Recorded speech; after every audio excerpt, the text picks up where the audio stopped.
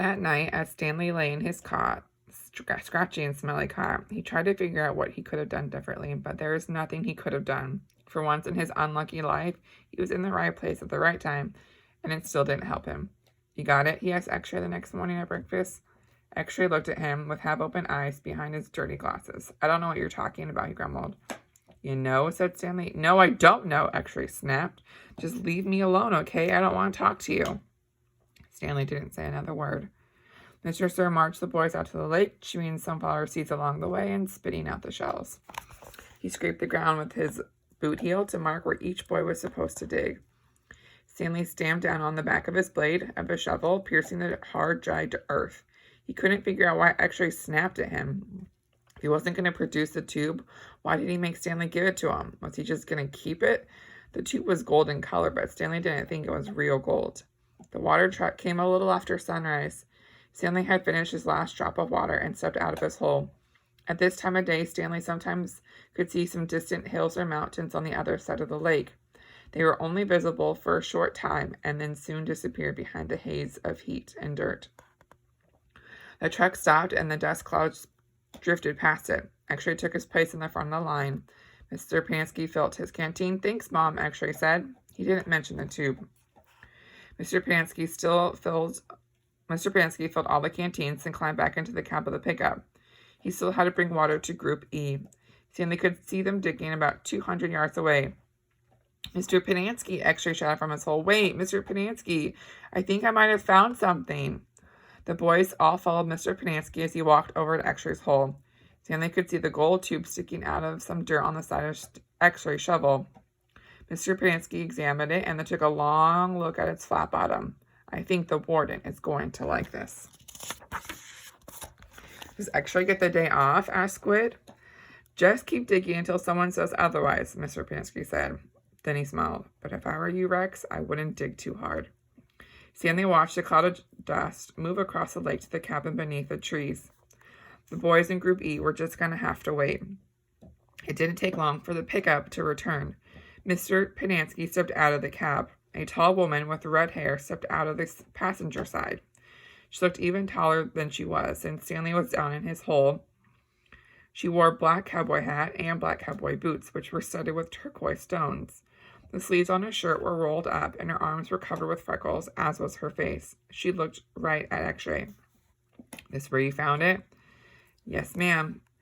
"Your good work will be rewarded." She turned to Mr. Pinansky. "Drive X-Ray back to camp, let him take a double shower, and give him some clean clothes. But first, I want you to fill everyone's canteen." "I just filled it a little while ago," said Mr. Pinansky. The warden stared at him. "Excuse me?" she said. Her voice was soft. "I just filled them one, Rex." "Excuse me?" said the warden again. "Did I ask you when you last filled them?" "No, it's just, excuse me?" Mr. Pansky stopped talking. The warden wiggled her finger for him to come. "It's hot, and it's only going to get hotter," she said. "Now, these fine boys have been working hard. Don't you think it might be possible that they might have taken a drink since you last filled their canteens?"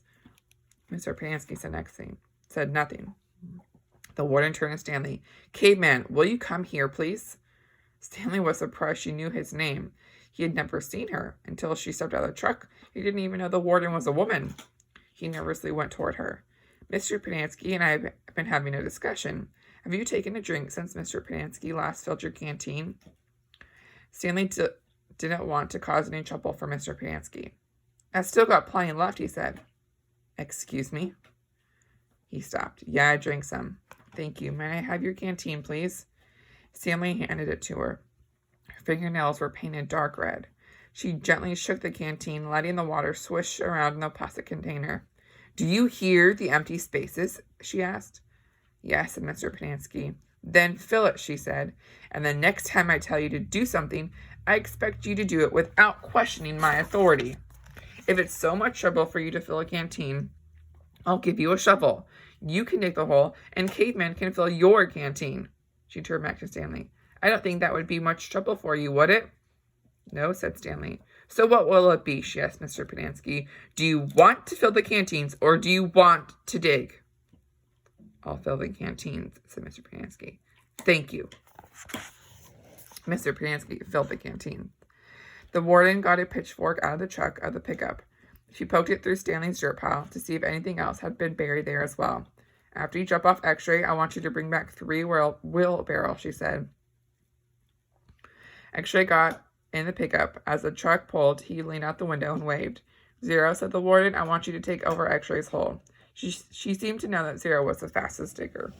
Armpit and Squid, you will be digging where you have been, she said, but you're each going to have a helper. Zigzag, you help Armpit, Magnet will help Squid, and Caveman, you'll work with Zero. We're going to dig the dirt twice. Zero will first dig it out of the hole, then Caveman will carefully shovel it into a wheelbarrow. Zigzag will do the same for Armpit, and then the same with Magnet and Squid. We don't want to miss anything. If either of you find something, you'll both get the rest of the day off and a double shower. When the wheelbarrows are full, we'll dump them away from this area. We don't want any dirt piles to get in the way. The warden remained at the site for the remainder of the day, along with Mr. Panansky and Mr. Sir, who showed up after a while. Occasionally, Mr. Sir would leave to take water to the other group of campers, but otherwise, he and the water truck stayed parked there. The warden saw to it that nobody in Group D was ever thirsty. Stanley did as he was told. He carefully looked through all the dirt pile dug up by Zero and shoveled it into the wheelbarrow. Though he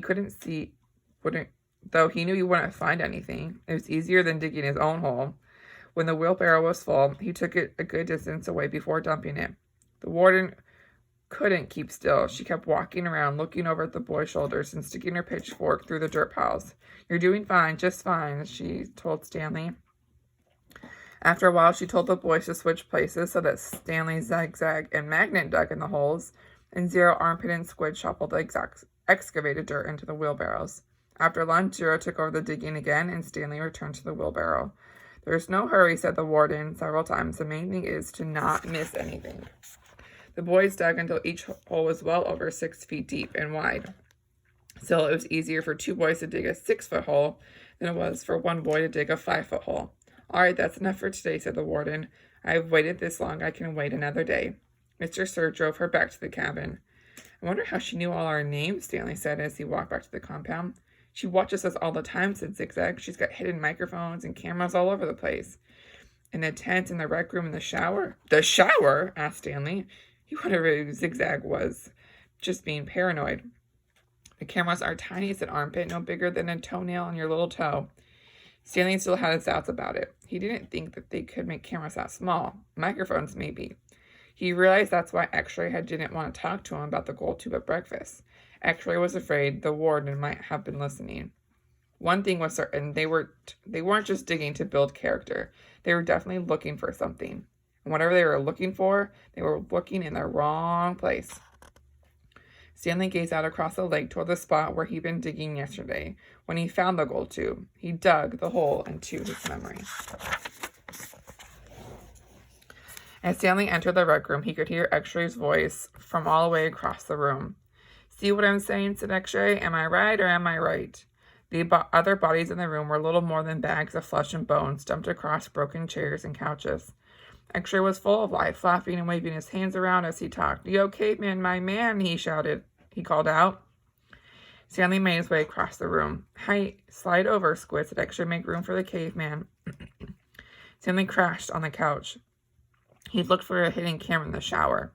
He hadn't seen anything and hoped the warden hadn't either. What's the matter, said X-Ray. You guys look tired or something. He laughed. Hey, keep it down, will you, groaned Zigzag. I'm watching TV. Stanley glanced uncertainly at Zigzag, who was staring very intently at the busted television screen. The warden greeted the boys at breakfast the next